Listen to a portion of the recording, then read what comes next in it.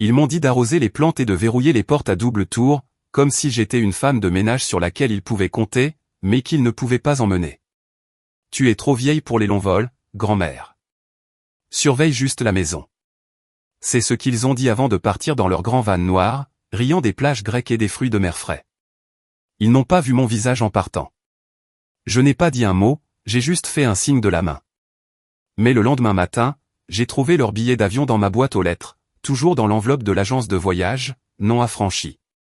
Je les ai scrutés pendant une minute entière, comme si c'était le problème de quelqu'un d'autre. Départ dans 3 jours. Athènes, 2 adultes, 2 enfants, siège côte à côte. Mon nom n'était nulle part. Bien sûr, non. Je les ai pris à l'intérieur, les ai posés sur la table de la cuisine et j'ai fait du thé. C'est ce qu'on fait à mon âge quand on reçoit un coup de poing dans la poitrine. On fait du thé et on attend que ses mains cessent de trembler. Mais elles ne l'ont pas fait. Ils ont tremblé quand j'ai cherché mon ancien carnet d'adresses et trouvé le numéro de l'agence. J'aimerais annuler ces billets, ai-je dit. La fille à l'autre bout du fil a semblé surprise. Puis-je vous demander pourquoi, madame? Non, ai-je dit, annulez-les simplement. Il y eut un silence, puis un poli, presque craintif, bien sûr. J'ai noté le numéro de confirmation. Puis je me suis préparé une autre tasse de thé, je me suis assise dans le fauteuil où je berçais mon fils pour l'endormir et j'ai regardé autour de moi dans le salon. La photo de mon mari Paul était toujours sur la cheminée, toujours jeune, toujours souriant. Il était décédé 20 ans auparavant. S'il avait été là, il n'aurait pas laissé cela arriver. J'avais été bien des choses dans cette maison, épouse, infirmière, secrétaire, cuisinière, réparatrice de jouets cassés et de cœurs brisés. Et, depuis 10 ans, juste grand-mère pas Hélène, pas maman, une présence discrète et obéissante. Il pensait que j'allais rester tranquillement assise à attendre des nouvelles. Des photos de ciel bleu envoyées sur le chat familial. Des messages comme « Tu nous manques ». J'aimerais que tu sois là, sachant pertinemment qu'il n'avait jamais eu l'intention de m'emmener. J'ai regardé à nouveau les billets annulés. Puis j'ai ouvert le tiroir où je garde mon passeport. Il était encore valide. J'avais un peu plus de 12 000 $ sur mon compte épargne, et quelques milliers de plus en obligations. Plus de dettes. Plus personne ne dépendait de moi. Plus maintenant. J'ai réservé un vol pour Athènes, un siège, couloir. Ensuite, j'ai appelé ma voisine Carole pour lui demander si elle pouvait arroser les plantes. Bien sûr, chérie. Tu vas quelque part, demanda-t-elle. Juste un petit voyage, dis-je. J'ai pris une petite valise, des chaussures confortables, ma plus belle écharpe et cette robe bleu marine que je n'avais pas portée depuis l'enterrement de Paul. Non pas par tristesse, mais parce qu'elle me mettait en valeur, et j'avais oublié comment porter tout ce qui me donnait cet effet. La veille de mon vol, j'étais assis sur le porche. La rue était calme. Un léger vent jouait avec le lierre. Je pensais à ce qu'ils diraient quand ils comprendraient. Peut-être qu'ils appelleraient. Peut-être pas. Peu m'importait. Pour une fois, je ne restais pas. Le matin arriva doucement. J'ai verrouillé la porte, laissé un mot à Carole et descendu les marches lentement, mais résolument. Je ne me suis pas retourné. L'agent d'embarquement a jeté un coup d'œil à mon passeport, puis à moi, et a souri de la manière habituelle dont les jeunes le font lorsqu'ils voient une personne âgée voyager seule. Profitez de votre vol, madame. Je n'ai pas répondu. J'ai continué mon chemin, une main agrippée à la poignée de ma valise, l'autre tenant ma carte d'embarquement comme un bouclier. Je n'avais pas pris l'avion depuis près de 30 ans. L'aéroport était bruyant, métallique, tout en vert, avec ses annonces et ses gens aux vies emmêlées. Mais je m'y suis déplacé comme si j'y étais chez moi, car faire semblant d'y être, c'est déjà la moitié du chemin. C'est une chose qu'on apprend quand on est resté trop longtemps invisible. Dans l'avion, je me suis assis côté couloir, immobile, tandis que les autres rangeaient leurs bagages dans les compartiments supérieurs.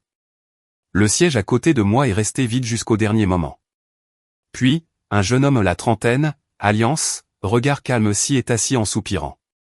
Long voyage, a-t-il demandé alors que nous roulions. Assez longtemps, dis-je. Il a souri, puis m'a laissé tranquille, ce que j'ai apprécié. J'ai dormi presque tout le vol. Le genre de sommeil, certes léger, mais nécessaire. Celui qui empêche le chagrin de se transformer en rage. À mon réveil, nous étions au-dessus de la Méditerranée. J'ai regardé par le hublot. Un bleu infini. C'est à ce moment-là que j'ai compris que j'avais vraiment réussi. Je n'étais pas là pour faire du tourisme. Je n'étais pas là pour prendre des photos. J'étais là parce qu'on m'avait interdit de venir. À l'aéroport d'Athènes, j'ai ralenti. La chaleur était différente, même à l'intérieur.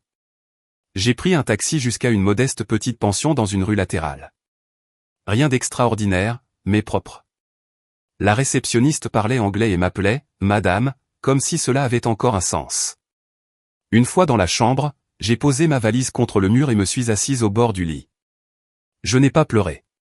J'ai juste fixé le carrelage un long moment. Le deuil ne se résume pas toujours à des larmes. Parfois, c'est juste rester assise, sans bouger, à penser à tous ces anniversaires et ces fêtes où l'on a souri malgré le fait d'être indésirable. J'ai passé la soirée à marcher, pas très loin, à peine quelques pâtés de maison. J'ai trouvé une petite boulangerie. J'ai commandé du pain et des olives. Le serveur était gentil et ne m'a pas pressé. J'ai mangé lentement, sans même regarder mon téléphone. De toute façon, personne n'attendait de mes nouvelles. Le lendemain matin, je me suis réveillé tôt. La lumière était différente, plus douce. J'ai ouvert les volets et je l'ai laissé entrer. Puis j'ai fait quelque chose que je n'avais pas fait depuis des années. J'ai mis du rouge à lèvres, juste un peu. La teinte que je portais avant que tout dans la vie ne devienne beige et désolé. J'ai demandé des recommandations à la réception au pas des endroits touristiques. Un endroit calme, ai-je dit. La jeune femme a noté quelque chose. Essayez Anafiotica, a-t-elle dit. C'est vieux, très calme. Alors j'y suis allé. Maison blanche, ruelle sinueuse, chat dormant dans les embrasures de portes, fleurs dans des pots ébréchés. Tout était lent et obstinément beau.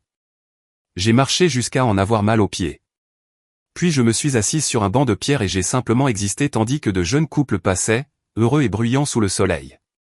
Personne ne m'a regardé. Personne ne m'a dit que j'étais trop vieille. Personne ne m'a dit de simplement surveiller la maison. J'ai pensé à ma petite fille, Amélia, 16 ans, qui m'envoyait toujours des filtres et des photos en tirant la langue.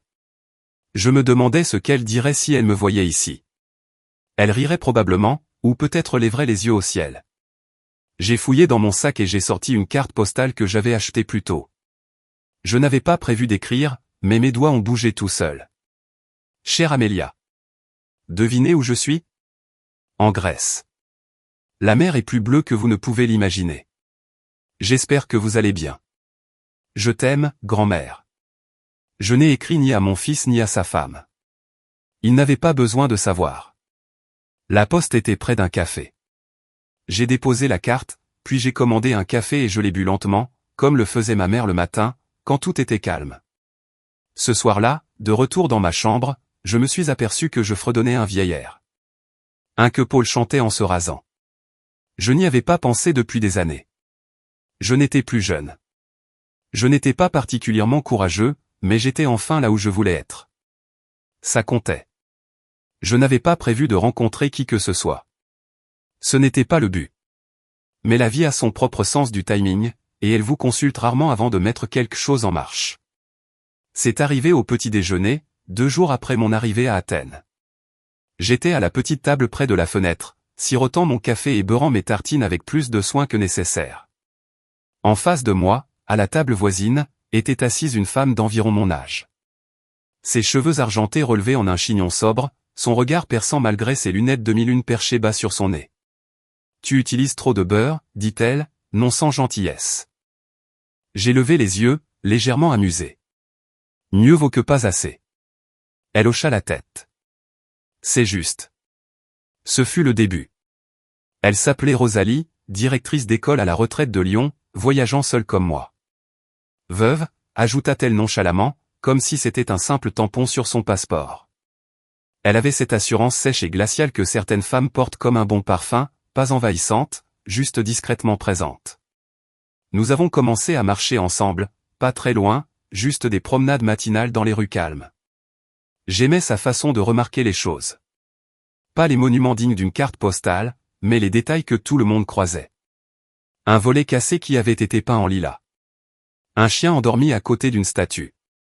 Elle ne cherchait pas à capturer quoi que ce soit pour les réseaux sociaux. Elle regardait juste. Vraiment. Au déjeuner, nous étions assis sous une terrasse couverte de vignes, sirotant du vin blanc frais. Elle parlait de ses élèves, les fauteurs de troubles qu'elle aimait secrètement le plus. Je lui ai parlé de mon jardin à la maison, de la façon dont les tomates ne coopéraient jamais, même si je leur parlais doucement. « Et ta famille ?» demanda-t-elle. J'ai fait une pause. « Ils vont bien ?» ai-je dit. Je pensais juste que j'étais trop vieux pour voyager. Ses yeux se rétrécirent légèrement. « Ils t'ont dit ça ?» J'ai hoché la tête. Elle n'a pas réagi de façon dramatique, elle a juste siroté son vin. « Vous êtes là ?» dit-elle. Alors, ils avaient tort. Cette nuit-là, je n'ai pas pu dormir. J'étais allongé dans mon lit, les yeux fixés sur le plafond, pensant à toutes les années où j'étais resté dans ma voie. Les fêtes d'anniversaire pour lesquelles j'ai cuisiné mais pour lesquelles je n'ai jamais pu m'asseoir pour en profiter. Les voyages que j'ai financés mais auxquels je n'ai jamais été invité. Combien de fois je me suis dit, ils sont juste occupés, ou, on a besoin de toi ici. Mais je n'étais pas nécessaire. Pas vraiment. Pas au-delà de la garde, de la préparation des repas, de la présence fiable. Le lendemain matin, Rosalie a frappé à ma porte. Elle avait une carte pliée sous le bras et une lueur dans les yeux. « Florence » dit-elle.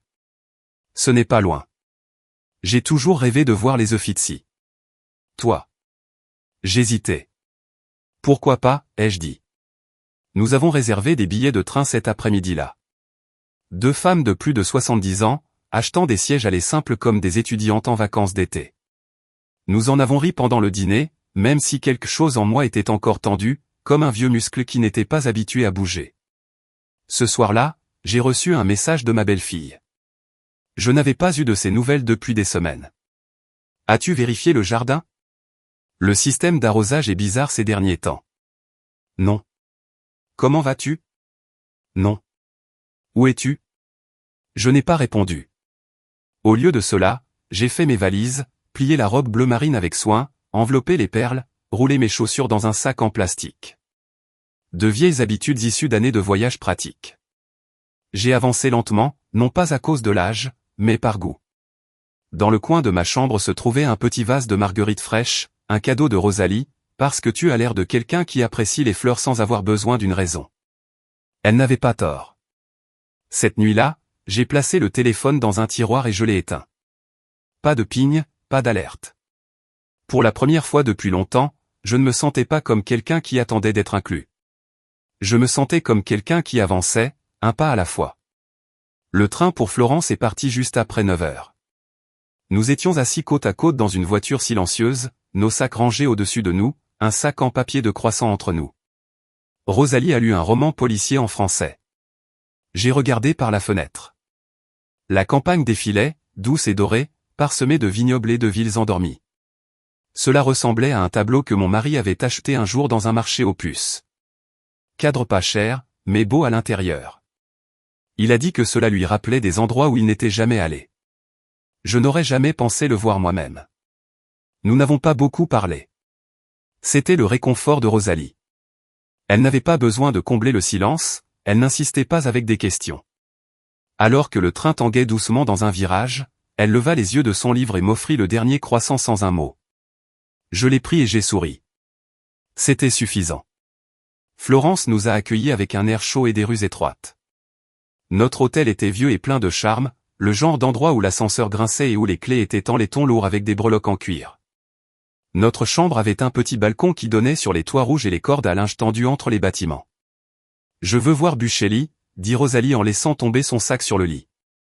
Et peut-être quelque chose de ridicule et de cher que je ne porterai jamais. Nous avons fait les deux. L'événement était bondé mais cela en valait la peine. Debout devant la naissance de Vénus, j'ai senti quelque chose se relâcher en moi. Pas exactement de la crainte, plutôt de la reconnaissance. Ce sentiment que la beauté n'est pas toujours criarde.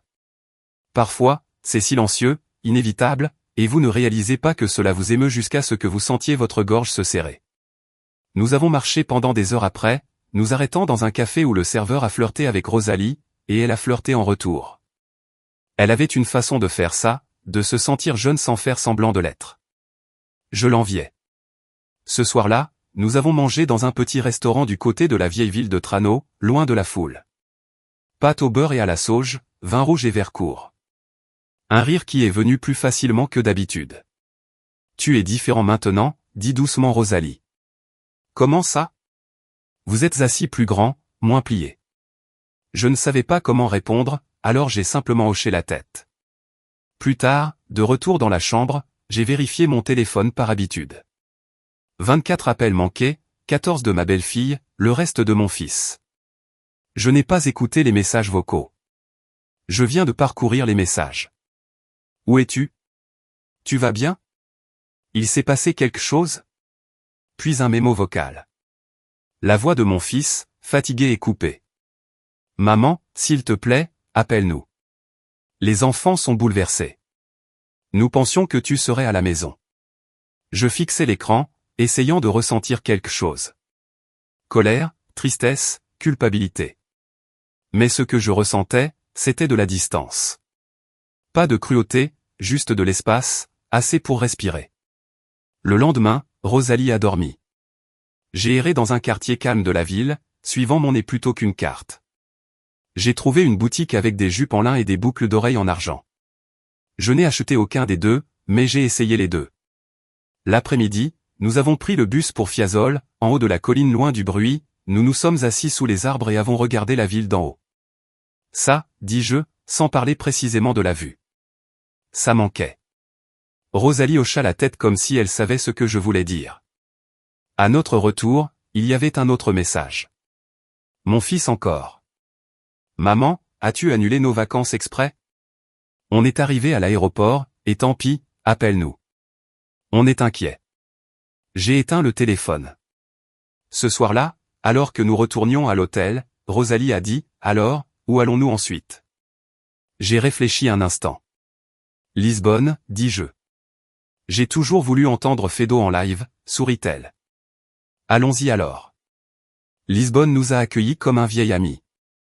Chaleureux, un peu échevelé et plein de musique que vous n'aviez pas besoin de comprendre pour ressentir. Les trottoirs scintillaient sous la pluie de la nuit dernière, et même l'air semblait bourdonner d'un défi silencieux, comme si la ville savait quelque chose que le reste du monde avait oublié. Nous avons séjourné dans une maison d'hôte avec des volets bleus et des murs carrelés. Notre chambre avait un petit balcon qui donnait sur une place où les enfants jouaient au ballon entre des bancs rouillés. Je suis resté là longtemps ce premier soir, à regarder le soleil se coucher derrière les toits, à écouter les voix en bas. Un portugais doux et rapide qui ressemblait au vent dans les feuilles. Rosalie ne se sentait pas bien ce jour-là. Rien de grave, juste une légère fièvre et des douleurs articulaires. Ce n'est rien. Elle m'a fait signe de ne pas répondre. J'ai connu pire. Sors. Visite la ville. Mais je ne l'ai pas fait. Je lui ai plutôt apporté du thé. Assise près de son lit, elle lisait à haute voix un livre que nous avions récupéré à Florence. Un après-midi lent et calme. Elle s'est assoupie au milieu d'un paragraphe, son visage plus paisible que je ne l'avais vu depuis des jours. Cela m'a rappelé mon mari à l'hôpital. La respiration silencieuse, les petits gestes d'attention sur lesquels personne n'écrit de poème mais qui comptent plus que tout. J'ai alors réalisé quelque chose. J'ai passé toute ma vie à prendre soin des autres. Les enfants, les petits-enfants, Paul, même le chien. Mais là, assis au chevet de Rosalie, lui versant du thé, vérifiant sa température, cela ne ressemblait pas à une obligation, mais à un choix. Ce soir-là, j'ai cuisiné pour nous. Rien d'extraordinaire. Des œufs, du pain, des tomates que j'ai achetées à un vendeur du coin qui souriait comme si nous étions de vieilles connaissances. Nous avons mangé sur le balcon, enveloppés dans des châles. Rosalie allait mieux, ses couleurs étaient revenues, sa voix plus forte. Merci, dit-elle après que nous ayons fini de manger. Pour les œufs. Pour ne pas être parti. Je ne savais pas quoi dire, alors j'ai simplement hoché la tête et pris une autre gorgée de thé.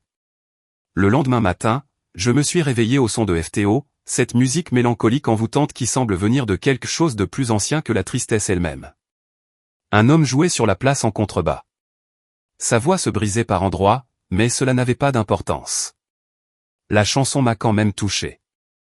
Je me suis retrouvé au balcon, pieds nus, les bras croisés pour me protéger du froid matinal, et j'ai laissé la musique s'installer dans mes os. Quand Rosalie fut prête à sortir, la ville s'était complètement réveillée. Nous marchions lentement, elle encore en convalescence, moi perdu dans mes pensées. Nous sommes passés devant une église, les portes grandes ouvertes, l'encens s'écoulant dans la rue. Je n'y suis pas entré. J'ai juste regardé une femme allumer une bougie, s'agenouiller et presser ses paumes l'une contre l'autre comme si elle tenait quelque chose de fragile entre elles. De retour à la maison d'hôte, j'ai allumé mon téléphone. 5 nouveaux messages. Encore ma belle-fille. Ce n'est pas drôle, Hélène. Puis, on ne sait pas trop quoi dire aux enfants. Et mon fils, tu as raison. Vraiment? Je n'étais même pas sûr de comprendre ce qu'il pensait de moi. Je n'avais pas dit un mot depuis qu'il m'avait laissé. Rosalie m'a regardé lire les messages. Elle n'a rien demandé, elle a juste versé du thé et m'a tendu la tasse. Ce soir-là, nous avons trouvé un bar à Fédot niché entre 2 allées de blanchisserie. Pas de menu, pas de touristes, juste des locaux, des verres qui trinquaient et une femme à la voix de soie rouillée. Elle chantait le désir, l'abandon, le relèvement. J'étais assis là, les yeux fermés, le cœur étrangement immobile. Elle ne chantait pas pour moi, mais je comprenais chaque mot. La lettre est arrivée pliée en 3, glissée sous la porte de notre maison d'hôte pendant la nuit. Pas de timbre, pas d'enveloppe, juste mon nom écrit d'une écriture rapide et familière. Je le savais avant même de le prendre. Mon fils. J'étais assis au bord du lit, la lettre non ouverte sur mes genoux, tandis que Rosalie s'occupait de son écharpe devant le miroir. Elle ne m'a pas posé de questions. Elle l'avait vu aussi. Comme on voit un bleu se former sur la peau d'autrui, visible mais impossible à toucher. J'ai déplié la lettre avec soin. Elle n'était pas longue. 3 courts paragraphes, écrits avec la même courtoisie froide qu'il utilisait lorsqu'il remplissait des formulaires. Maman, on ne comprend pas ce que tu fais. Les enfants sont perdus. Amélia a pleuré. On pensait que tu étais juste contrarié, mais là, c'est autre chose. Si tu essaies de nous punir, tu as raison. Rentre à la maison. Parlons. S'il te plaît, David. C'était tout. Pas de « je suis désolé ». Pas de reconnaissance du fait qu'ils m'avaient exclu du voyage qu'ils avaient planifié avec tant de facilité et sans hésitation. Juste de l'inquiétude quant à l'image que j'en avais maintenant, comme si mon absence les avait plus embarrassés que leur rejet ne m'avait blessé. J'ai replié la lettre, je l'ai placée dans le tiroir à côté de mon lit et je me suis levé. Rosalie se tourna vers moi. Alors, on prend le petit déjeuner ou on pleure juste la faiblesse de l'écriture de nos fils déçus? J'ai ri. J'ai été surpris. Nous avons mangé dans la cour. La lumière du soleil filtrait à travers les vignes, et l'odeur du pain sucré et du café fort adoucissait la matinée. Rosalie a discuté des lignes de tramway locales et de son envie de visiter le musée du carrelage. J'ai hoché la tête, mais mes pensées étaient encore tournées vers la lettre et le silence qui avait suivi mon absence. En vérité, je n'étais pas parti pour punir qui que ce soit. J'étais parti parce que j'en avais assez de réclamer une place à une table qui rétrécissait d'année en année. Les anniversaires étaient devenus des SMS. Les vacances étaient trop chargées cette année, peut-être l'année prochaine. Et maintenant, même les vacances, les joyeuses, les familiales, s'accompagnaient de la tranquille compréhension que je n'étais plus incluse. Je n'avais pas cessé d'être mère ou grand-mère. Ils avaient simplement cessé de me voir. Plus tard dans la journée, j'étais assis seul sur un mur de pierre au bord de la rivière. Les bateaux dérivaient lentement. Les pigeons se disputaient les miettes à mes pieds. Mes mains reposaient sur mes genoux, immobiles comme l'eau. J'ai pensé à Amélia, 16 ans, les yeux brillants et l'eyeliner abusé. La dernière fois qu'on s'est parlé, elle m'avait demandé comment faire un œuf au plat. Elle m'appelait la murmureuse d'œufs. Elle n'était pas au courant pour les billets. Elle ne savait pas que j'avais annulé tout le voyage. Elle pensait probablement qu'ils avaient oublié de m'inviter ou que j'avais refusé. J'ai pris mon téléphone et j'ai écrit un message. Ma chérie, je vais bien. Je voyage. Je ne suis pas en colère, je ne me cache pas, j'avais juste besoin d'un peu de ciel. T'inquiète, je t'aime. J'ai appuyé sur « Envoyer » avant de pouvoir me remettre en question. Rosalie m'y retrouva une demi-heure plus tard, portant 2 petits sacs en papier. « Pastéis de nata » dit-elle. « Tu ne peux pas quitter Lisbonne sans les avoir goûtés. » Nous mangeâmes en silence, regardant les ombres s'allonger. Ce soir-là, le gérant de la maison d'hôte s'est approché de nous, l'air perplexe. « Madame Hélène, a-t-il dit, votre belle-fille a appelé. » Elle est inquiète. Elle m'a demandé de vous dire que vous manquez aux enfants. J'ai hoché la tête. Merci. Il hésita. Tu veux la rappeler? Non. Il parut hésitant, puis s'éloigna. J'ai dormi profondément cette nuit-là, le genre de sommeil que l'on obtient quand on arrête de s'attendre à être nécessaire et qu'on commence à choisir d'être entier. Le matin, Rosalie m'a montré 2 horaires de train, un pour Madrid, un pour Séville. À toi de choisir, m'a-t-elle dit. J'ai regardé par la fenêtre. Le ciel était sans nuages. La rue en contrebas sentait les marrons grillés et les freins de bus. La vie à l'état brut. Séville, dis-je. Voyons voir ce pourquoi ils ont dit que j'étais trop vieux. Séville était comme un feu dans les os, pas seulement à cause de la chaleur, même si elle nous pesait comme une main chaude, mais à cause de la vie qui pulsait dans chaque ruelle, chaque fenêtre, chaque voix nocturne résonnant dans les rues pavées. Ce n'était pas une ville qui demandait la permission d'être vue. Elle était simplement audacieuse, fière et sans complexe. Nous sommes arrivés en fin d'après-midi. Notre hôtel était niché entre une boulangerie et une petite boutique de chaussures qui sentait le cuir et la poussière.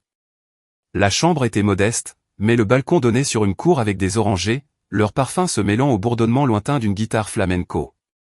Rosalie jeta un coup d'œil autour d'elle et déclara « Cet endroit exige des boucles d'oreilles ». Elle disparut dans la salle de bain et en ressortit quelques minutes plus tard avec des créoles en argent qui dansaient quand elle bougeait la tête. Je n'en avais pas, mais j'ai attaché mes cheveux et mis du rouge à lèvres. Le même tube que j'avais trouvé au fond de mon sac à Athènes. Il était presque vide, et pour la première fois depuis des années, j'ai envisagé d'en acheter un autre. Ce soir-là, nous sommes sortis sans rien prévoir. Les rues étaient animées, non pas avec le bruit des touristes, mais avec la respiration des vieilles villes après le coucher du soleil. Nous avons suivi le son des applaudissements et avons atterri dans un restaurant avec cour où un petit groupe exécutait un numéro de flamenco. Pas pour des pourboires, pas pour les appareils photos, mais pour les uns et les autres. Une femme dansait, son visage ni souriant ni posé, empreint de quelque chose que je n'avais pas vu depuis longtemps. Une présence, comme si elle existait entièrement à cet instant, pour elle-même, sans aucune excuse. Je ne pouvais pas la quitter des yeux. Rosalie se pencha et murmura, elle est plus âgée que nous. Je regardai de plus près. Elle avait au moins 75 ans. Ses pieds heurtèrent le sol avec la force d'une promesse. La foule applaudit. Moi non. Le lendemain, nous avons visité l'Alcazar. Ses murs, en tuiles et en arches, racontaient des histoires. J'ai repensé à toutes les histoires que j'avais enfermées en moi, à des années d'endurance silencieuse, à avoir refoulé la déception pour faire place au devoir. J'ai parcouru ces jardins comme si j'y étais chez moi. Personne ne m'a arrêté. Personne ne m'a appelé, ma chérie, ni ne m'a proposé de me prendre le bras comme si j'étais fragile. Et pour une fois, je ne me sentais pas fragile. Cet après-midi-là, nous étions assis à un café sous un auvent rayé. Rosalie sirotait une limonade et lisait les nouvelles sur sa tablette. J'observais les passants. C'est là que j'ai aperçu la famille. 4 personnes, 2 parents, 2 adolescents. Le père avait l'air fatigué. La mère marchait légèrement devant, téléphone à la main. La fille avait des écouteurs. Le garçon portait un petit sac plastique. Cela aurait dû être banal, mais la coupe de cheveux de la femme, blonde et nette, m'était trop familière. J'en ai eu le souffle coupé. Ce n'était pas elle. Bien sûr que non. Mais l'espace d'une seconde, j'ai aperçu la silhouette de ma belle-fille dans cet inconnu, et ma poitrine s'est serrée. Non pas de douleur, mais de quelque chose que je ne pouvais nommer. C'est passé. De retour à l'hôtel, j'ai trouvé un message d'Amélia. Grand-mère, où es-tu maintenant? Ta photo de Lisbonne était magnifique. Je l'ai montrée à ma prof d'art plastique. Elle m'a dit, tu as vraiment l'œil. Je peux t'appeler bientôt? J'ai souri, puis froncé les sourcils. Je ne lui avais pas envoyé de photo. Rosalie, bien sûr. J'ai ouvert la galerie de mon téléphone. Elle était là, sur le balcon à Lisbonne, un bras posé sur la balustrade, regardant la rue. Je ne me souvenais pas qu'elle l'avait pris. Je ne me souvenais même pas d'être resté immobile ainsi. Mais j'étais là, sans poser, sans m'excuser, juste à exister. J'ai répondu, Séville maintenant. Il fait chaud, c'est têtu et ça fait un bruit magnifique. Je t'appelle demain. Tu adorerais être ici. Cette nuit-là, allongé dans mon lit, je pensais à tous ces endroits où je n'étais jamais allé parce que quelqu'un devait rester derrière et tout tenir en place. Les fois où j'avais dit « vas-y, je m'en sortirai ». Même quand ce n'était pas le cas. Les vacances que j'avais payées sans y être invité. Les mariages que j'avais aidé à organiser mais auxquels j'avais assisté en marge. Mais maintenant, me voilà à Séville, dans une douce chemise de nuit en coton achetée à une vendeuse ambulante qui m'appelait la Zora Valiante, la femme courageuse. J'ai fermé les yeux et laissé la musique d'une radio lointaine flotter à travers la fenêtre. Demain, je danserai, pas pour personne, juste pour me rappeler que je le pouvais. Tout a commencé par un appel auquel je n'ai pas répondu. Puis un autre, puis un autre. En milieu de matinée, l'écran s'est rallumé. David, mon fils. Même nom, même numéro, même silence. Quand j'ai laissé sonner, j'avais reçu 26 appels en 2 jours. Un message vocal après l'autre. Je n'en ai écouté aucun. Je n'étais pas en colère. Plus maintenant, j'en avais juste assez de demander à être entendu. Rosalie était déjà habillée quand je sortis de la salle de bain. Elle portait un chapeau de paille à large bord et une robe en lin qui flottait derrière elle lorsqu'elle bougeait. Il y a un marché au bord de la rivière, dit-elle, et j'ai envie de marchander. Nous y allâmes lentement, mes sandales raclant les vieilles pierres, le soleil caressant ma nuque comme un enfant espiègle. Le marché était vivant, sans fioritures, sans aménagement, authentique. Des hommes criaient les prix, des femmes riaient, des enfants couraient d'un étal à l'autre, les doigts collants. J'ai senti quelque chose se détendre dans ma poitrine, un fil se défaire d'un nœud que je ne savais pas porter. J'ai acheté un foulard, jaune, éclatant comme des soucis. Ce n'était pas une couleur que je portais habituellement, mais il reflétait la lumière comme s'il faisait partie de ma vie. Pendant que Rosalie négociait un panier, j'étais assise sous un parapluie délavé avec une boisson fraîche et je consultais mes messages. Je ne sais pas pourquoi. Peut-être par habitude, peut-être par espoir. Il y avait un message vocal, pas de David cette fois, mais d'Amélia. Sa voix était douce, incertaine. Grand-mère, je ne sais pas si tu entendras ça, mais je voulais juste te dire que tu me manques. Maman et papa sont un peu paniqués. Ils pensent que tu essaies de prouver quelque chose, mais je ne pense pas. Je pense que tu en as juste eu marre d'être abandonné. Moi aussi. Bref, j'espère que tu vas bien. Tu as l'air heureuse sur cette photo. Je ne t'ai jamais vue comme ça. Appelle-moi, d'accord? Même si ce n'est que pour 1 minute. Je l'ai écoutée 2 fois, puis une autre fois. Cette dernière phrase a fait naître en moi une étincelle. Même si ce n'était que l'espace d'1 minute. Je suis rentré seul à l'hôtel pendant que Rosalie était partie cueillir des olives. Je me suis assis au bord du lit, l'écharpe jaune sur les genoux. Puis j'ai décroché le téléphone et j'ai appelé. Amélia répondit à la 2e sonnerie. Grand-mère. Sa voix tremblait. J'entendais un bruit de fond, une bouilloire bouillante, des pas sur le carrelage. Je suis là, ma puce. Oh mon Dieu. Attends. Le téléphone vibra. Une porte se referma, puis le silence se fit. Je commençais à croire que tu étais devenu complètement fou, dit-elle d'une voix légèrement tremblante. Pas fou, répondis-je. J'ai juste retrouvé quelque chose que j'avais oublié avoir perdu. Quoi?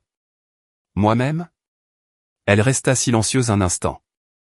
Je comprends, dit-elle doucement. Je crois que je comprends mieux que papa et maman. Je la crus. Nous avons parlé pendant un quart d'heure de l'école, de ses dessins, d'un garçon qu'elle aimait bien mais qui ne l'aimait pas en retour. Des choses normales, des choses précieuses. Puis elle a demandé prudemment, « Tu reviens bientôt ?» Je ne sais pas encore, ai-je répondu honnêtement. Je peux te voir quand tu reviens. Bien sûr, ma puce. Nous avons raccroché. Je me sentais plus légère. Non pas parce que tout était réglé, mais parce qu'il s'était passé quelque chose de vrai entre nous. Et la vérité, la vraie vérité, apaise toujours les tensions. Rosalie revint, l'air triomphant, un sac en papier rempli d'olives. Victoire, déclara-t-elle. Nous les mangâmes sur le balcon. Le coucher de soleil rougeoyait le ciel. Je crois qu'il commence à comprendre, dis-je au bout d'un moment. Qui? Ma famille. Elle mâcha lentement, puis hocha la tête. Il était temps. Je n'ai pas beaucoup dormi cette nuit-là. Pas à cause de l'agitation. À cause de quelque chose de plus profond, d'un changement, d'un poids nouveau, pas lourd, mais solide. Comme retrouver enfin le sol sous ses pieds après avoir trop longtemps dérivé. Au matin, j'ai mis l'écharpe jaune. Sans raison, juste parce que je le pouvais. Lisbonne avait été douce et douloureuse. Florence, gracieuse et lente. Mais Séville, m'avait apporté chaleur et tonnerre, elle avait secoué une part de moi dont j'ignorais qu'elle était encore prisonnière de mes excuses. Et maintenant, mon foulard soigneusement noué autour du cou et mon billet en main, nous montions dans le train pour Grenade. Rosalie fredonnait. Elle ne fredonnait jamais le matin. Quelle est l'occasion, demandai-je. Elle haussa un sourcil. Nous allons voir l'Alhambra. Je fredonne pour l'architecture. Je souris, joignis les mains sur mes genoux et regardai le paysage défiler. Grenade était plus calme que je ne l'espérais, pas silencieuse, juste respectueuse, comme si la ville savait ce qu'elle avait à offrir et n'avait pas besoin de le crier. Les rues étaient étroites, comme des murmures entre les bâtiments. L'air était chargé d'un parfum d'orange et de pierre. Nous avons pris nos quartiers dans une petite auberge tenue par un homme qui ressemblait à un oncle fatigué. Notre chambre avait vue sur les toits et les fils à linge. Le genre de vue qui dit vrai. Ni soigné, ni raffiné, mais authentique. Ce soir-là, j'étais assise seule sur la terrasse pendant que Rosalie faisait la sieste. Je parcourais mes messages, non pas pour voir ce qu'ils contenaient, mais pour me rappeler que je pouvais les regarder sans réagir. C'est une étrange forme de liberté, pouvoir choisir le silence. Mais un message m'a interpellé. Il venait de David. Juste une phrase. « Maman, on t'a perdu ?» Il n'y avait aucune colère, aucune culpabilité non plus. Juste un mot, une reconnaissance peut-être. Je n'ai pas répondu. Au lieu de cela, j'ai ouvert mon carnet. Je l'avais acheté à Lisbonne et je n'y avais pas écrit un seul mot. Maintenant, j'ai commencé à écrire des choses que je n'avais jamais dites à voix haute. Je n'étais pas toujours fatigué. J'en avais juste assez de ne pas être vu. Chaque fois que tu me traitais de vieille école, je ravalais une phrase que j'aurais dû dire. Je me souviens encore de ton regard à 5 ans quand tu m'as donné une pierre trouvée dans le jardin et que tu l'as qualifiée de précieuse. C'était la dernière fois que tu m'as donné quelque chose juste comme ça. Ça me manque qu'on m'appelle par mon nom. Je n'ai pas pleuré. J'ai juste continué à écrire. Au matin, nous avons grimpé jusqu'à l'Alhambra. Ce n'était pas facile. La colline était raide et mes genoux me faisaient mal. Mais j'ai persévéré. Non pas pour prouver quoi que ce soit, juste pour voir par moi-même. Et voilà. Des arches, des fontaines et des sculptures qui m'ont fait me demander combien de mains avaient travaillé cette pierre. Combien de personnes s'étaient arrêtées au même endroit en pensant, voilà donc à quoi ressemble la beauté quand on ne se précipite pas. Rosalie m'a pris en photo, assis sur un banc, dans un cadre d'ombre et de lumière. On dirait quelqu'un qui se souvient de quelque chose d'important, a-t-elle dit. C'est vrai, ai-je répondu. Je me suis rappelé que je n'étais jamais quelqu'un qui restait en arrière. Ce soir-là, de retour à l'auberge, j'ai trouvé un message vocal d'Amélia. Sa voix était tendue. Grand-mère, je crois que papa commence à se rendre compte que quelque chose a vraiment changé. Il m'a demandé si j'avais eu de tes nouvelles. J'ai répondu, oui. Il avait l'air effrayé, comme s'il savait qu'il ne pouvait pas s'excuser avec des fleurs et faire comme si de rien n'était. Je lui ai dit, tu n'es pas en colère. Tu es juste fini. J'espère que ça ne te dérange pas. C'était plus que correct. C'était parfait, ai-je répondu avec une photo que Rosalie avait prise ce matin-là. Moi, debout au sommet de la colline, les mains sur les hanches, l'Alhambra derrière moi, le visage serein. Pas de légende, juste l'image. Elle m'a répondu avec un cœur et rien d'autre, ce qui était amplement suffisant. J'ai fermé mon téléphone, me suis allongé sur le lit et regardé le ventilateur de plafond ronronner lentement au-dessus de moi. Demain, nous partirions vers la côte. Rosalie voulait revoir l'océan. J'ai dit oui, non pas parce que j'avais besoin de la vue, mais parce que j'avais enfin l'espace nécessaire pour avoir à nouveau envie de quelque chose. Nous avons pris le bus matinal pour Cad. Rosalie affirmait que l'air marin faisait des merveilles pour ses poumons et sa posture. Je pense qu'elle aimait simplement la façon dont le vent lui emmêle les cheveux et lui donnait l'impression d'être difficile à contenir. Le trajet était long, les sièges rigides, mais cela ne me dérangeait pas. J'ai regardé le paysage s'aplatir et s'élargir, les oliveraies se transformant en broussailles, puis en marais salants, jusqu'à ce qu'enfin la côte apparaisse, vaste, bleue et respirante. Nous avons trouvé une maison d'hôte près du vieux port. La chambre sentait le sel et le vieux bois. Du balcon, nous pouvions voir les bateaux de pêche rentrer au crépuscule, leurs filets traînant comme des promesses fatiguées. Je suis resté là un long moment, une main posée sur la rambarde, le vent me tirant par la manche. Ce soir-là, nous avons marché sur la plage. C'était plus calme que prévu. Les vagues n'étaient pas spectaculaires, juste régulières et persistantes. Rosalie a ramassé un morceau de verre de mer et l'a glissé dans sa poche. Je marchais pieds nus, laissant l'eau froide me pincer les orteils. Il y avait un couple non loin de là, plus âgé que nous, qui se tenaient la main comme des adolescents. Ils ne parlaient pas, marchaient simplement ensemble, les doigts serrés comme la réponse à une question qu'ils n'avaient plus besoin de poser. Assis sur un rocher bas, je regardais le soleil disparaître à l'horizon. Quelque part derrière moi, Rosalie fredonnait de nouveau, le même air que dans le train pour Grenade. Mon téléphone vibrait dans ma poche. Je restai immobile pendant un long moment, mais je finis par le sortir. C'était encore David. S'il te plaît, fais-nous entendre ta voix. Je fixai l'écran. Puis j'ouvris l'application de mémo vocal et appuyai sur « Enregistrer ». Je n'avais pas écrit de script. Je n'avais pas répété. J'avais juste parlé. David, je ne suis pas en colère, mais j'ai changé. J'ai passé la majeure partie de ma vie à attendre qu'on me demande, qu'on ait besoin de moi, qu'on me voie. Et je l'étais parfois, mais la plupart du temps, j'étais la toile de fond de vos vies. Je ne dis pas ça pour vous culpabiliser. Je le dis parce que c'est vrai. Je vous aime. Je vous aimerai toujours. Mais je ne reviendrai pas au rôle que vous m'avez donné. Si tu me veux dans ta vie, ce ne sera pas comme un plan B, une babysitter ou un nom sur le formulaire de contact d'urgence. Il faudra que ce soit une personne. Une personne entière. J'espère que tu comprends. Bonne nuit. J'ai appuyé sur « Envoyer ». La mère murmurait quelque chose que je n'arrivais pas à traduire. À mon retour à la maison d'hôte, Rosalie lisait près de la lampe. Elle a levé les yeux. « Tu l'as envoyé. » J'ai hoché la tête.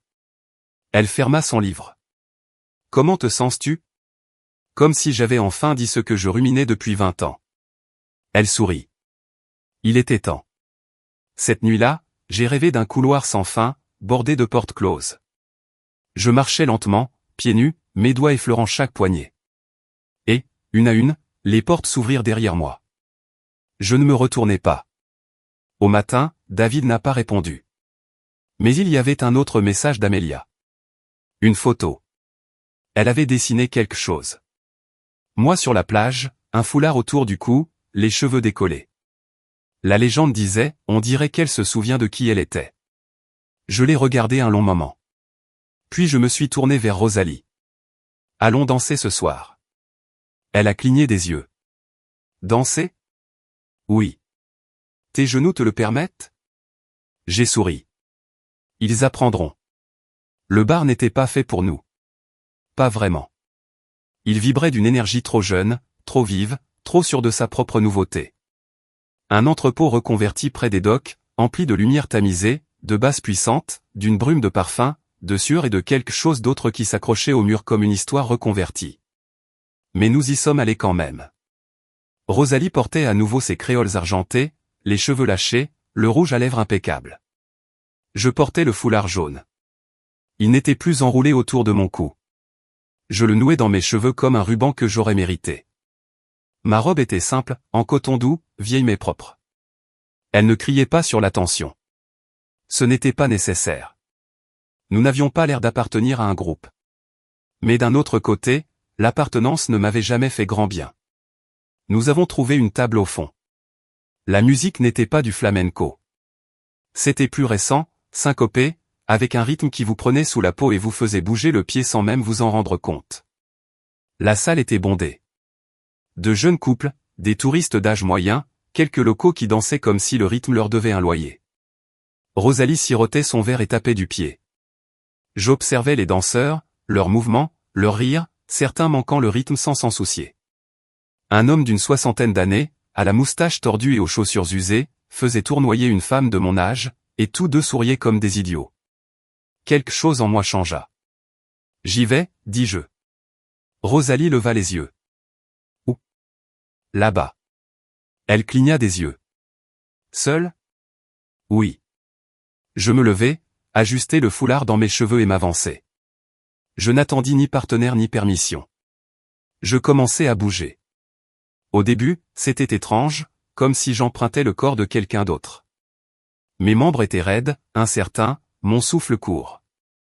Mais le rythme me tirait en avant, et les années tombaient comme la poussière d'un vieux manteau. Je dansais, sans grâce ni habileté, mais pleinement. Un jeune homme est passé et m'a souri, sans moquerie, sincèrement. Il m'a tendu la main. Je l'ai prise un instant, j'ai tourné une fois, j'ai ri, puis je l'ai lâché. Je n'avais pas besoin de lui pour donner le rythme. J'avais le mien. Rosalie m'a rejointe au bout d'un moment. Nous avons dansé ensemble comme des écolières en réunion. Gênée, essoufflée, joyeuse. Nous sommes restés 2 heures, puis 3. Quand nous sommes finalement rentrés à la maison d'hôte, pieds nus et la chasse d'eau tirée, nous nous sommes effondrés sur le lit comme des adolescentes qui reviennent en douce. C'était irresponsable, dit Rosalie, haletante. Je sais. J'ai adoré. Je sais. Nous restâmes allongés là, silencieux, à reprendre notre souffle. Mes genoux me faisaient mal. Mon dos me détesterait demain, mais ma poitrine, était grande ouverte. Avant de m'endormir, j'ai vérifié mon téléphone. Toujours pas de réponse de David. Je n'étais pas déçu, car il y avait un autre message d'Amélia. Papa ne sait pas comment te répondre. Il lit ton message sans arrêt. Il l'a imprimé. Il est sur la table de la cuisine. Il n'y a pas touché de la journée. Maman pense que tu as perdu la tête. Je lui ai dit que tu l'avais peut-être enfin trouvé. Tu me manques. Je suis fier de toi. Je ne crois pas t'avoir déjà dit ça, mais je le suis. Je fixai ces mots. Simple, calme, sincère. Je répondis, tu me manques aussi. Dis à ton père qu'il n'a pas besoin de répondre tout de suite. Certaines vérités mettent du temps à arriver. Elle répondit par un simple emoji, une petite encre. Ça me fit rire. J'ai posé le téléphone et j'ai fixé le plafond. Les ventilateurs tournaient paresseusement, fendant l'air en de lents et délicats tourbillons. J'ai pensé à la piste de danse. Au moment où j'avais lâché prise, à l'idée que je n'avais rien accompli d'extraordinaire. Je n'avais pas gravi une montagne, appris une nouvelle langue, ni été amoureuse, mais j'avais retrouvé quelque chose. Ma joie. Et à 72 ans, c'était aussi radical que tout. Je me suis endormi avec les pieds endoloris, les muscles fatigués et un cœur qui semblait enfin m'appartenir à nouveau. Nous avons quitté Caddy à l'aube. Rosalie a dormi presque tout le trajet, la tête contre la vitre, les bras croisés comme une femme qui a connu trop de trains pour se soucier du confort. Je n'ai pas dormi. J'ai regardé la lumière se déplacer à travers les champs. J'ai regardé les villes défiler. Des noms dont je ne me souviendrai plus, des endroits où je n'étais jamais retourné. Je n'étais pas agité. Je me préparais. Barcelone était notre dernière étape. Aucun de nous ne l'avait dit à voix haute, mais nous le savions. Nous avions vu suffisamment de villes pour savoir quand un voyage touche à sa fin. Quand l'élan qui vous poussait autrefois vers l'avant se calme, se stabilise. Nous sommes arrivés juste après midi et avons pris un taxi jusqu'à une rue calme près d'Elborn. L'hôtel était petit, la chambre simple, mais le lit était moelleux et les fenêtres grandes ouvertes. Nous avons défait nos bagages en silence. Plus tard, nous avons marché, pas loin, juste assez pour sentir la ville sous nos pieds. Je me souviens que ma petite fille avait dit un jour, Barcelone semble avoir été construite par quelqu'un qui voulait peindre avec des bâtiments. Elle avait raison. L'œuvre de Dieu transparaissait des recoins comme une malice dans la pierre. Les couleurs étaient audacieuses, les formes impossibles. J'ai aimé plus que je ne l'aurais cru. Nous avons dîné dans un petit café niché entre 2 librairies. J'ai commandé du poisson. Rosalie, de la soupe. Aucun de nous n'a fini son vin. La conversation était légère, dispersée, comme une douce brise. Météo, horaire de train, chaussures, mais sous-jacente, un courant différent. Je crois que nous avons tous deux pressenti la fin avant qu'elle ne soit proche. Ce soir-là, de retour à l'hôtel, j'étais assise sur le balcon, un châle sur les épaules et mon carnet sur les genoux. La liste était plus longue maintenant. Des choses que je n'avais jamais dites à voix haute. Page 3. Je pensais que si je donnais assez, elle me garderait près d'elle. Mais l'amour acheté par le sacrifice est toujours le moindre des soucis. Vieillir ne me dérangeait pas, être rejeté me dérangeait. Il m'a fallu 50 ans pour comprendre que le silence n'est pas toujours une force. Parfois, c'est juste de la peur déguisée en patience. Je ne regrette pas la mère que j'étais. Je regrette celle que j'ai disparue pour devenir elle. J'ai fermé le carnet. Mon téléphone a vibré. Pas David. Pas Amélia. Ma belle-fille, Laura. Le message était plus long que d'habitude. Hélène, on a tous discuté. David ne sait plus comment te joindre. Il pense que tout ce qu'il dit sera mal interprété. Je lui ai dit que parfois, écouter est plus important. On ne voulait pas te laisser de côté. Je sais que ça n'arrange rien, mais c'est la vérité. On a planifié le voyage en pensant que ce serait plus facile pour les enfants. On s'est dit que tu serais plus à l'aise à la maison. C'était un mensonge. On avait peur de ton âge. Non pas à cause de tes limites, mais parce qu'il nous rappelait les nôtres. On est désolé. Je suis désolé. Si jamais tu décides de rentrer, on aimerait repartir de zéro. Sans attente. Juste toi tel que tu es. Je n'ai pas pleuré, mais je suis resté assis, immobile, un long moment. Ce n'étaient pas des excuses qui effaçaient quoi que ce soit. C'était simplement un début. Le lendemain matin, Rosalie m'a trouvé en train de faire mes valises. Elle a haussé un sourcil. Tu finiras par rentrer? Elle a hoché la tête. Tu es sûr?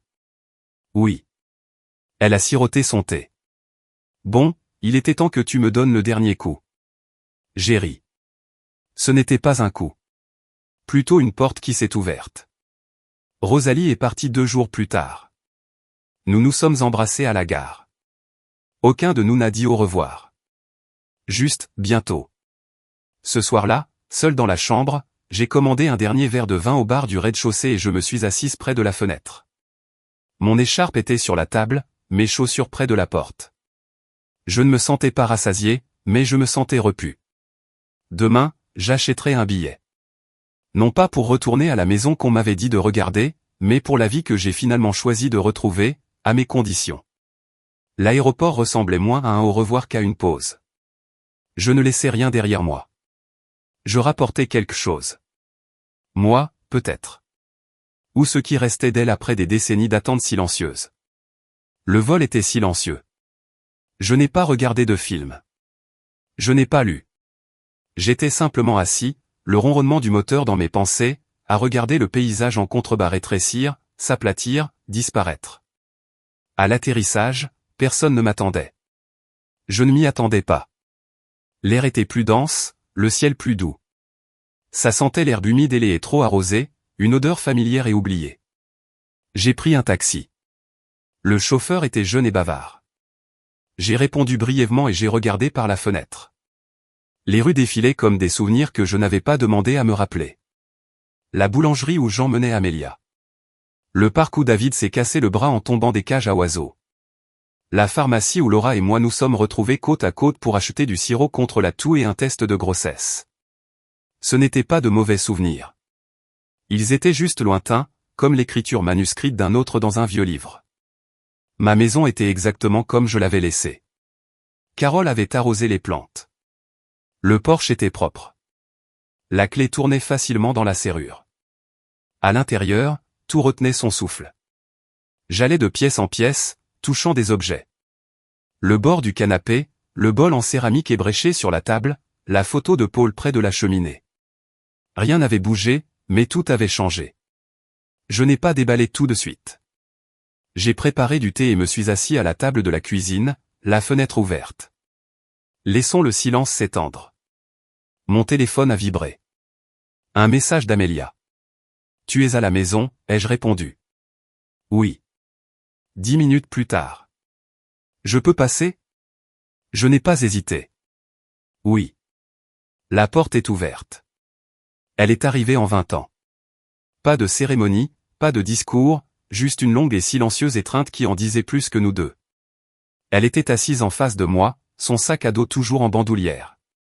Elle paraissait plus âgée que lorsque je suis parti. Pas par l'âge, mais par la compréhension. J'ai aimé ta liste, dit-elle. J'ai cligné des yeux. Ma liste? Elle sourit. Tu as laissé ton carnet ouvert sur l'une des photos. Je l'ai lu. Enfin, une partie. Je ne me sentais pas exposé, je me sentais vu. Moi aussi, j'en ai fait un, dit-elle en fouillant dans son sac. Tu m'as inspiré. Elle lui tendit un petit carnet à spirale. Sur la première page, on pouvait lire ? Je refuse d'hériter en silence. La croyance selon laquelle les femmes surmontent le désir. L'idée que vieillir est synonyme de déclin. L'habitude de dire je vais bien alors que ce n'est pas le cas. Le silence qui s'installe après qu'on vous a dit que vous êtes trop. La honte qui se transmet comme un meuble. Je les ai tous lus. Puis je les regardais. Cette fille, cette femme, qui m'avait vu disparaître et revenir. Tout ira bien, dis-je. Elle hocha la tête. Parce que tu l'étais. Nous avons parlé pendant des heures de l'école d'art, de son petit ami, de la façon dont sa mère parlait encore trop fort lorsqu'elle était nerveuse. À un moment donné, j'ai tendu la main vers elle. Tu sais, dis-je, ton père n'a pas encore appelé. Elle baissa les yeux. Il a peur. De moi ? De ce que tu es devenu ? De ce qu'il ne s'était jamais permis de voir auparavant. Je n'ai pas répondu. La sonnette retentit. Amélia leva les yeux. C'est eux. Je n'ai pas bougé. Je vais le chercher, dit-elle doucement. J'entendis la porte s'ouvrir.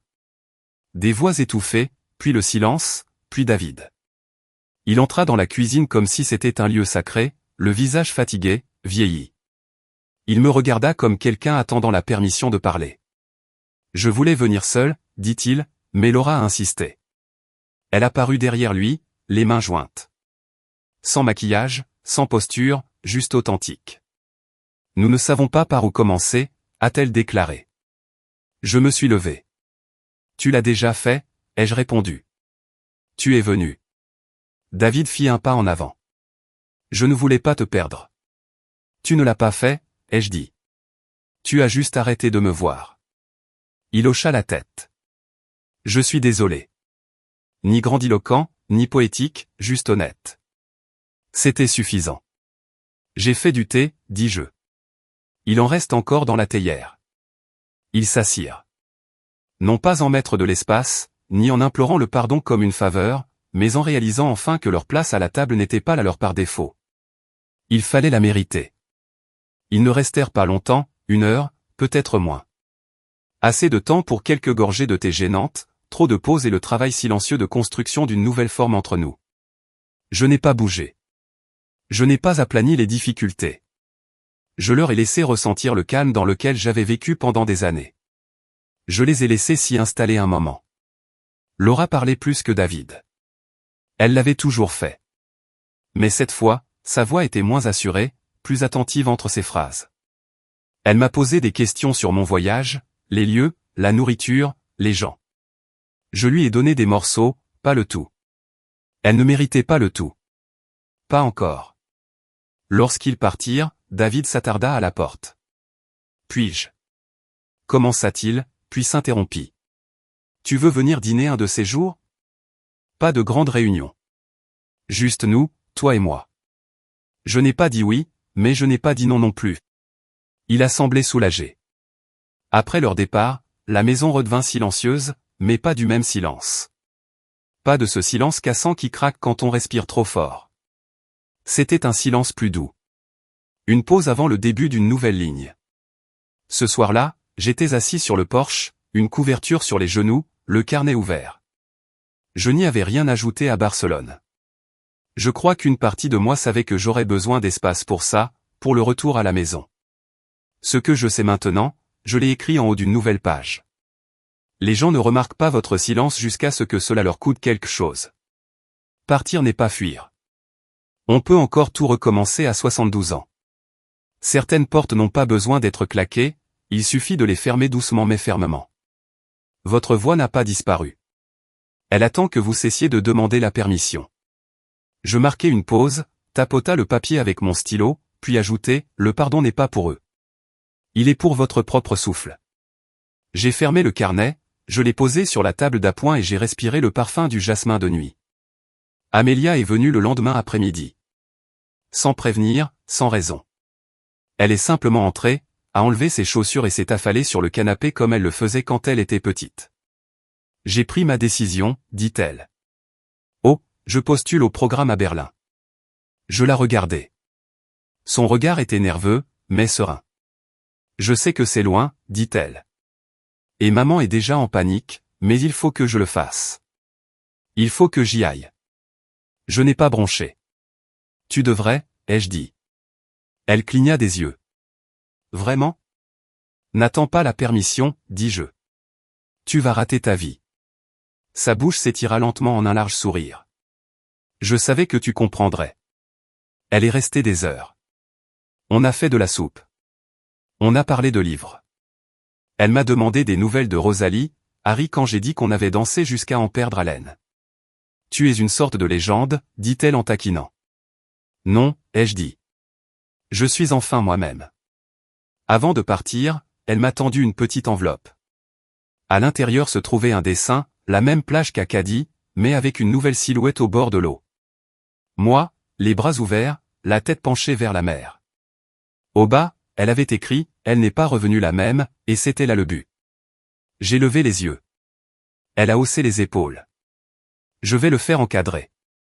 Après son départ, je l'ai placé à côté de la photo de Paul sur la cheminée. Il aurait compris. Le lendemain matin, j'ai reçu une lettre, du vrai papier, à l'encre bleue. L'écriture de David. Elle disait « Maman, merci pour le thé, de nous avoir permis de nous asseoir en silence. Je le comprends maintenant. Je ne m'attends pas à être pardonné, mais j'aimerais essayer. Non pas pour effacer quoi que ce soit, mais pour construire quelque chose de mieux, si tu le veux bien. Pas de déclaration, pas de promesse, juste un homme qui apprend à parler différemment à la femme qu'il a élevée. » J'ai plié la lettre. Je n'ai pas répondu, pas encore. Certains silences ne sont pas faits pour être comblés. Ils sont faits pour être respectés. Je ne suis pas allé dîner tout de suite. J'ai laissé l'invitation de côté. Les jours ont passé. Puis une semaine. J'ai arrosé mes plantes moi-même. J'ai cuisiné. Je me suis promené le matin. Non pas que je punisse qui que ce soit, ni que je veuille les inquiéter, mais parce que j'avais besoin de sentir la forme de ma vie sans eux. Et c'était une bonne forme. Ni criarde, ni dramatique, juste stable, digne, la mienne. Rosalie m'a écrit une carte postale de Marseille. Ils me prennent encore pour une veuve avec un héritage secret, a-t-elle griffonné. Qu'ils aillent bien. Au dos, un croquis de deux femmes dansant dans un bar, l'une avec un foulard jaune, les bras levés. J'ai ri en le voyant, je l'ai encadré et je l'ai mis près de la fenêtre de la cuisine. Puis, un matin, j'ai appelé David. Dimanche, ai-je dit, à 17h. J'apporterai le dessert. Il semblait surpris, reconnaissant, prudent, comme il se doit. Quand je suis arrivé chez eux, Laura m'a ouvert la porte. Elle n'a pas souri trop vite, n'a pas cherché à me prendre dans ses bras, s'est juste écartée et m'a dit « Entrez ». Je traversais les pièces comme un invité, et non comme quelqu'un qui y était déjà venu chaque semaine. Les murs étaient décorés de nouvelles œuvres d'art. Les meubles avaient été réorganisés. Même l'air semblait différent. Je n'ai pas été blessé. Ils ont survécu. Moi aussi. Amélia était déjà à table. Elle s'est levée et m'a embrassé sur la joue. J'ai fait de la salade, murmura-t-elle comme si c'était un secret. Ne dis pas à maman si c'est mauvais. Je pris place. Le dîner était bon, courtois, un peu guindé. David posait des questions. Laura se resservait. Amélia plaisantait. Je répondais simplement. J'écoutais plus que je ne parlais. J'observais la façon dont David me regardait, comme quelqu'un qui vérifie les fissures d'un mur. Vers la fin, il s'éclaircit la gorge. J'ai lu ton carnet. Je l'ai regardé. Quel carnet? Celui sur le comptoir sur la photo. Amélia m'a laissé en lire un extrait. J'ai haussé un sourcil. Elle t'a montré. Elle a dit que c'était important. J'ai compris ce que tu ne disais pas, ça lui ressemblait. Il hésita, puis ajouta, ça fait mal. Bien, dis-je. Il leva les yeux, surpris. Bien, répétai-je. Parce que ça veut dire que tu m'as enfin entendu. Il hocha lentement la tête. C'est vrai. Laura s'éclaircit la gorge. On a beaucoup parlé, et on veut faire mieux. Je ne suis pas là pour te faire des promesses, ai-je dit. Je suis là pour voir si tu apprends. Ils hochèrent tous les deux la tête. J'ai sorti le dessert. Une tarte au citron, pas trop sucrée, juste assez acidulée pour réveiller la bouche. Nous avons mangé en silence un moment. Puis Amelia a dit, je veux lire quelque chose. Elle a sorti une page pliée de sa poche, sa propre liste maintenant. Sa voix tremblait légèrement. Ce dont je veux me souvenir. Ma grand-mère m'a appris que disparaître discrètement est une mort lente. Que rester doux n'est pas synonyme de silence. Que les femmes ne doivent pas leur énergie au confort des autres. Que aimer quelqu'un ne signifie pas se faire petit à ses yeux. Qu'il est normal de dépasser sa place à table et d'en exiger une autre. J'ai cligné des yeux. Personne n'a parlé pendant un long moment. Finalement, Laura se leva. Elle commença à débarrasser. David l'aida. Amelia servit du thé, et je m'adossai, les mains posées sur mes genoux, observant le silence s'installer. Pas celui qui est inconfortable, mais celui qu'on mérite. Celui qu'on partage quand on apprend enfin à se tenir honnêtement les uns les autres. Quand je suis parti, David m'a raccompagné jusqu'à la porte. Il a hésité avant de parler. Je sais que cela prendra du temps, a-t-il déclaré. J'ai le temps, répondis-je. Puis j'ai fouillé dans mon sac, j'ai sorti une fine enveloppe et je la lui ai tendue. Qu'est-ce que c'est ça? Une copie des billets, ceux que j'ai annulés. Il le regarda fixement. Je les ai gardés, dis-je, non pas par méchanceté, mais par vérité, pour qu'on n'oublie pas combien il a été facile de m'effacer. Il n'ouvrit pas l'enveloppe, hocha simplement la tête et la glissa dans sa poche. Nous ne nous sommes pas serrés dans les bras, mais nous sommes restés proches, comme des gens qui pourraient un jour se comprendre sans avoir besoin d'expliquer chaque bleu. À la maison, je me suis déshabillé lentement, j'ai enlevé mes boucles d'oreilles, plié mon foulard. Debout devant le miroir, j'ai observé mon visage. Plus âgé, certes, mais pas fatigué. Plus sage, mais pas froide. Il y avait là des lignes qui n'existaient pas avant le voyage. Mais ce n'étaient pas des fissures. C'étaient des chemins. Des racines que j'avais ramenées à moi. Avant de me coucher, j'ai écrit une dernière page. Des choses pour lesquelles je ne m'excuse plus. Vouloir de l'espace, vouloir plus, dire non, partir en silence, revenir plus fort. Et en bas, en petits caractères, je n'ai jamais été trop vieux. On ne m'a juste jamais demandé si je rêvais encore. Maintenant, je n'attends plus qu'on me le demande. J'y vais.